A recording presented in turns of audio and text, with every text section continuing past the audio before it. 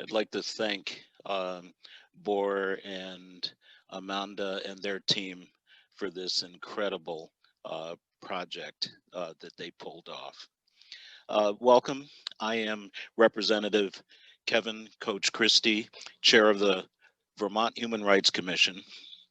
On behalf of the Human Rights Commission, I am honored to introduce Congressman Peter Welch. Peter graduated from College of the Holy Cross after working for a year after graduating in Chicago, fighting housing discrimination as one of the first Robert Kennedy Fellows. He enrolled thereafter in law school at the University of California, Berkeley, and graduated in '73. After law school, he settled in White River Junction, Vermont, where he worked as a public defender before founding a small law practice. He was first elected to represent Windsor County in the Vermont Senate in 1980. In 1985, he was unanimously elected by his colleagues to lead the chamber, becoming the first Democrat in Vermont history to hold the position of President pro tem. Peter has been a champion for working Vermonters throughout his career. Since his election to Congress in 2006, he has been widely recognized as a thoughtful and effective legislator who chooses governing over gridlock. So let's welcome our friend, colleague, and neighbor, Congressman Peter Welch.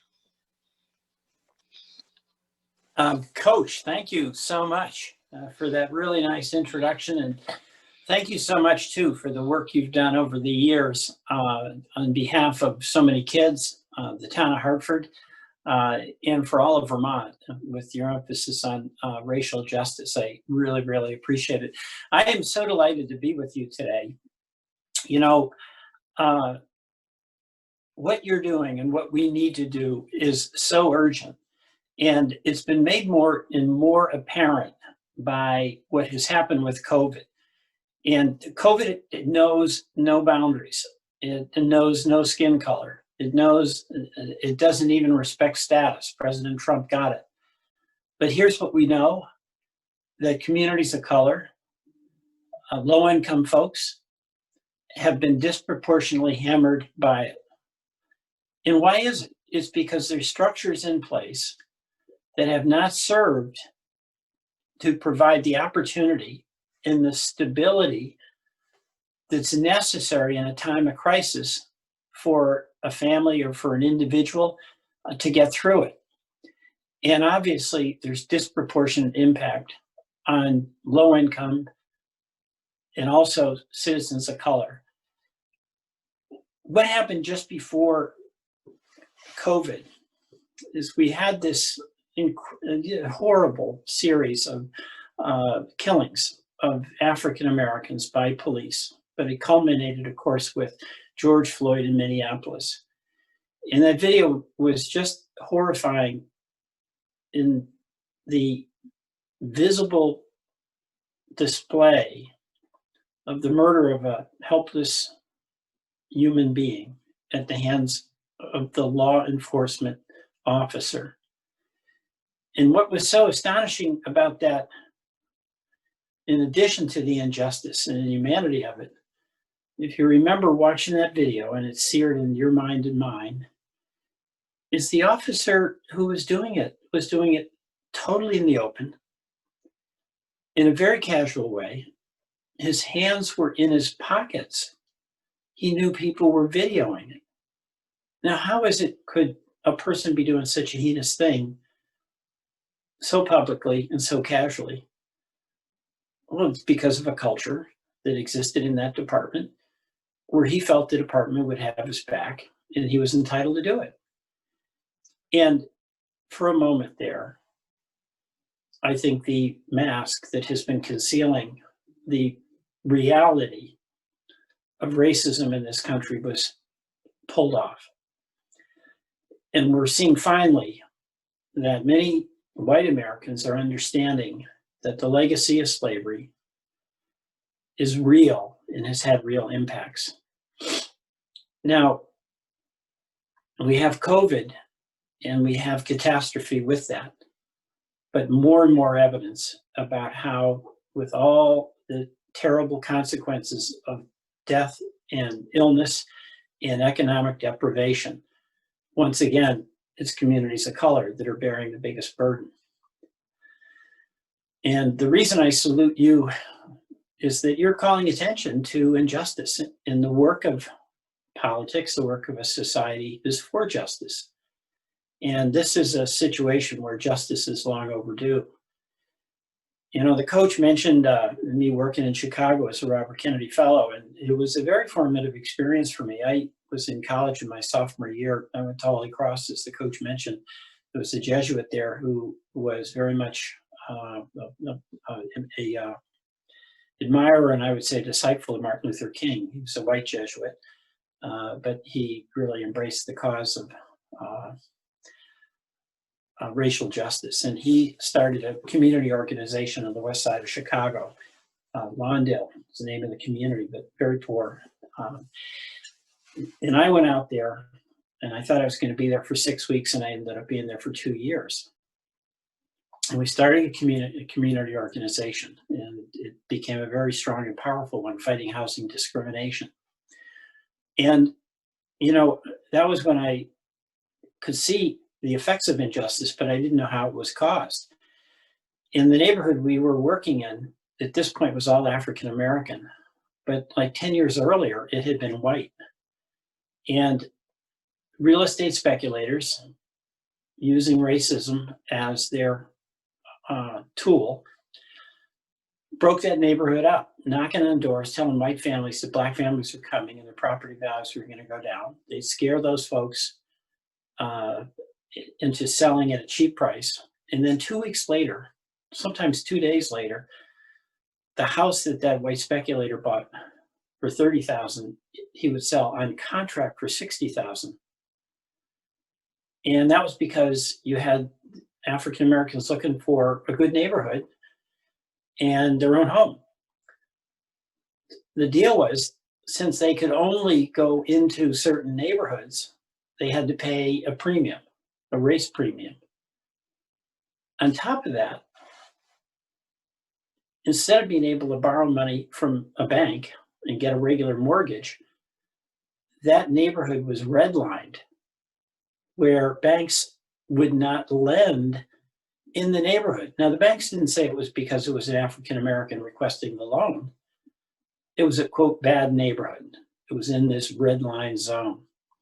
So that meant that if the buyer couldn't get a mortgage, he had to borrow the money from the seller. Keep in mind, this is the guy who just bought it at half price. And they sold it on contract. And under the terms of the contract, if you missed a payment after 5 or 6 years, you lost the home. That was the term of the contract. You had no equity. So you had a lot of families where there was a stable family that moved in. You had a couple, each of them was probably 2 people working, they had kids. One of them lost their job. There was an illness in the family. They missed a payment, and the speculator came back in and booted them out. And they also had to pay a higher interest rate. So if the mortgage rates then were 5% downtown in the white neighborhoods, it was like 7 to 8%. And that's a big difference, as you know. So it was when I began to see that what was happening and creating, in many cases, this desperation and financial peril and sometimes emotional despair in this community, it didn't just happen. There were laws that, number one, made it inevitable that it would happen. And number two, made it legal for it to happen. Legal to double charge a black family. Legal to make them sign a contract as opposed to get a mortgage. Legal to throw them out on the street after 5 or 7 or 10 years of faithful payment because they had a setback along the way. So it was just a real exposure to me about how law really makes a difference, but is often in service of some of the worst things that we witness in our society. Now, in our community activism, we began demonstrating against that. We went downtown to the banks and picketed. We went out to the neighborhoods of these contract sellers and knocked on the doors of their neighbors and gave fact sheets about how this guy made his money.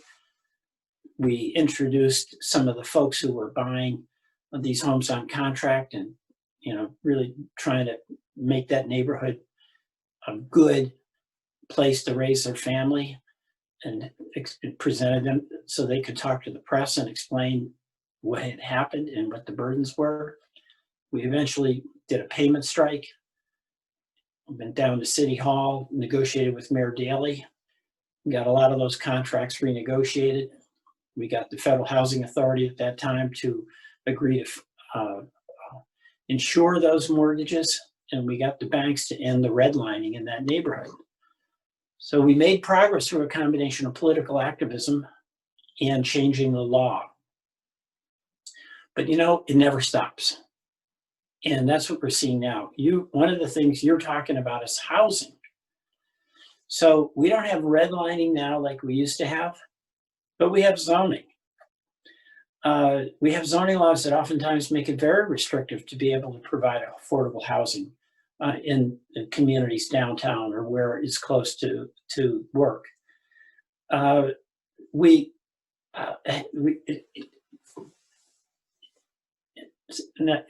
I just want to stop here for a minute and say that a big challenge that we have in this state is affordability of housing. And folks need to be able to work somewhat close to where live somewhere close to where they work. It really makes a difference in what kind of childcare they will have access to. It makes a huge difference in terms of the distance of the commute, how much you'll have to spend on doing that, a huge difference on the quality of life. So how do we get it? Now, we're proposing in Congress, obviously, it's uphill with President Trump, and let's hope it's going to be a lot different when we have President-elect Biden taking the oath of office on January 20th. But it's $100 billion for housing. And a lot of us have been supporting tax incentives that help make the numbers work for the development of affordable housing. But there's also so many things that have to be done locally to put it together. And of course, our community around Vermont, we have a lot of housing trusts that are doing incredible work, and we're on the forefront of doing this. But in addition to taking money, it takes zoning laws. It takes the recognition that you have to have, in some cases, multifamily housing in places where it's going to make it feasible to have affordable housing. So this is an ongoing challenge that we face that's very much part of addressing the systemic racism that has been the legacy of slavery up until 1865 and Jim Crow until at least 1965. And those are the things that I think George Floyd, in what we all saw, has revealed are systemic.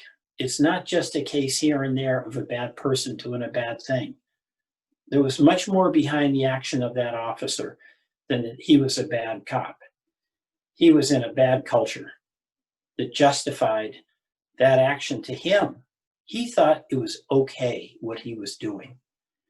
And it is shocking, but he could only feel that way if he had the experience of being in a culture where day in and day out disregarding the rights and the dignity of poor people and Black people was disregarded. So we're going to get a shot in Congress. The House last year passed the George Floyd Justice and Policing Act.